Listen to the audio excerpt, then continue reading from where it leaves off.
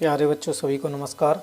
आज की क्लास में हम 12वीं क्लास अध्याय 3.1 के क्वेश्चन नंबर 9 और 10 को सॉल्व करेंगे। अगर वीडियो अच्छी लगे तो सब्सक्राइब करना और बेल आइकन को दबाते रहना, जिससे कि आपके पास में नोटिफिकेशन टाइम से आती रहे। देखिए, क्वेश्चन नंबर 9 में दिया है x तथा y के प्रदत्त किन मानों के लिए आव्यूहों के निम्नलिखित युग्म समान हैं। यानी ये वाला आव्यूह और ये वाला आव्यूह दोनों हमें समान करने हैं और ये हमें ऑप्शन दिए गए हैं, यानी कौन सा ऑप्शन सही है।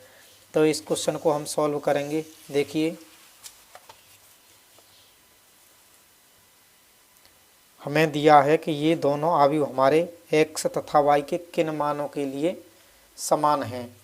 तो देखिए, इसमें यानी हमें पता है कि आव्यूह पहले का पहला अवयव दूसरे आव्यूह के पहले अवयव के बराबर होगा अगर दोनों आव्यूह समान हैं। तो 3x प्लस का 7 बराबर 0, यानी इसे समीकरण नंबर 1 नाम देंगे।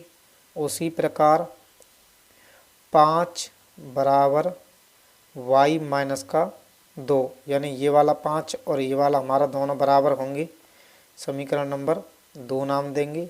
इसके बाद में y प्लस का 1 बराबर 8, यानी ये वाला तीसरा अवयव इसके तीसरे अवयव के बराबर होगा, तो ये समीकरण नंबर 3। और इसके बाद में जो हमारा 2 माइनस का 3x बराबर 4, ये हमारा चौथा समीकरण हुआ। तो इनसे हम x और y के मान ज्ञात करेंगे, यानी समीकरण 1 से हम x का मान ज्ञात करेंगे। तो 3x प्लस का 7 बराबर 0 दिया है।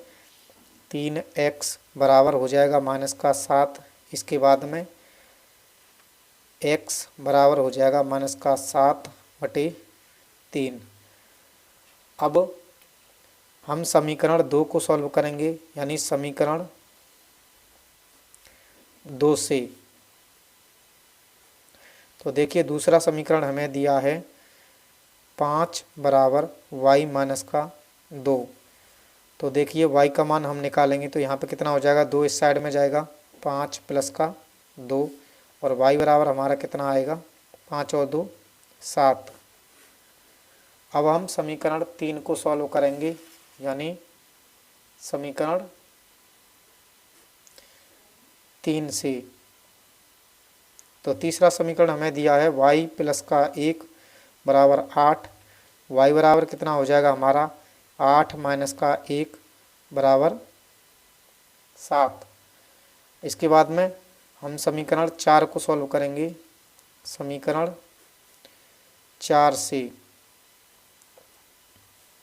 तो चौथा समीकरण हमें दिया है 2 माइनस का 3x बराबर 4। तो 4 हमारा इस साइड में आएगा, 3x इस साइड में जाएगा। तो देखिए, 2 4 इस साइड में आएगा तो माइनस का 4 बराबर 3x। इसके बाद में 4 माइनस का है, 2 प्लस का है, 4 में से 2 जाएगा, माइनस का 2 बराबर 3x।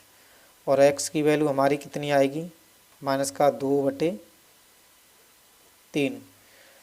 तो हमारे जो x के मान हैं वो प्राप्त हुए हैं। x बराबर, ये मान x के निकल के आए हैं। पहला मान था हमारा माइनस का 7/3, दूसरा है माइनस का 2/3।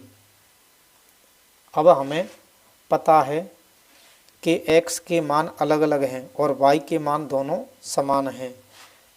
तो इसमें हमें क्या करना होगा, जो x के अलग अलग मान होते हैं तो उसमें दोनों आव्यूह समान नहीं होते, यानी समान आव्यूह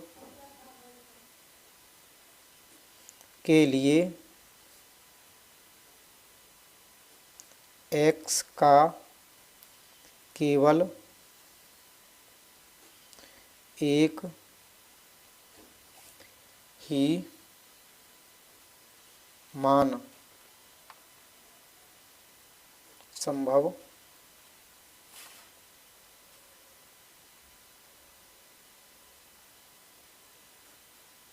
है। x का यानी समान आव्यूह के लिए x का केवल एक ही मान संभव है और यहाँ पे दो संभव मान हैं, तो हमारा जो दोनों आव्यूह हैं वो समान नहीं होंगे।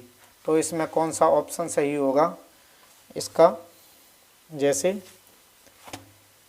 इसमें x का एक मान है, इसमें y का भी एक मान है और c में y का एक मान है, x का ये दूसरा मान है, लेकिन यह क्वेश्चन ज्ञात करना संभव नहीं है क्योंकि हमें x के दो मान प्राप्त हुए हैं, इसलिए इसका ऑप्शन कौन सा होगा, बी वहाँ ऑप्शन सही होगा। इसके बाद में 10वां क्वेश्चन देखिए, 3 गुणा 3 कोटि के ऐसे आव्यूहों की कुल कितनी संख्या होगी जिनकी प्रत्येक प्रविष्टि 0 या 1 है। तो हमें 3 गुणा 3 कोटि के आव्यूहों की रचना करनी है, यानी कितने आव्यूह बन सकते हैं और जिनकी प्रविष्टि या तो 0 है या फिर 1 है। तो इस क्वेश्चन को हम सॉल्व करेंगे। तो देखिए 3 गुणा 3 कोटि के आव्यूहों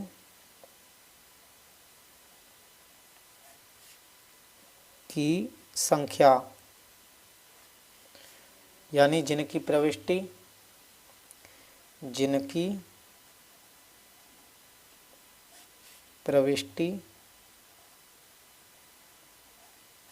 या तो 0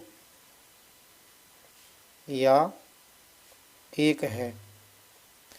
तो देखिए या तो 0 या 1 यानी दो ही अंक संभव हैं, तो दो अंकों से मिलकर कितने आव्यूह बन सकते हैं, वो भी 3 गुणा 3 कोटि के। तो इसमें हमारे कितने नंबर हैं, 2। तो इसमें आव्यूहों की संख्या कितनी होगी, तो 2 नंबर हैं तो 2 की घात हम कितना करेंगे, 3 गुणा 3, यानी कोटि में अवयव कितने होने चाहिए, 3 गुणा 3, 3 3 9, तो 2 की घात 9 कर देंगे। तो हमारा ये कितना आएगा, 2 गुणा 2 गुणा 2 गुणा 2 गुणा 2, 1 2 3 4 5, इसके बाद में 2 गुणा 2 गुणा 2 गुणा 2, यानी अब कितने हुए, 1 2 3 4 5 6 7 8 9।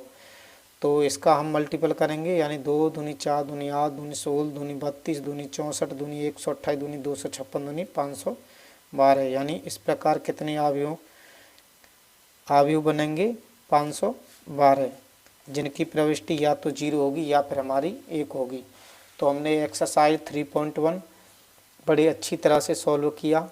अगर आपको वीडियो अच्छी लगे तो आगे की प्रश्नावली के लिए चैनल को सब्सक्राइब ज़रूर करना और बेल आइकन को दबाते रहना, जिससे कि तुम्हारे पास में नोटिफिकेशन आती रहे।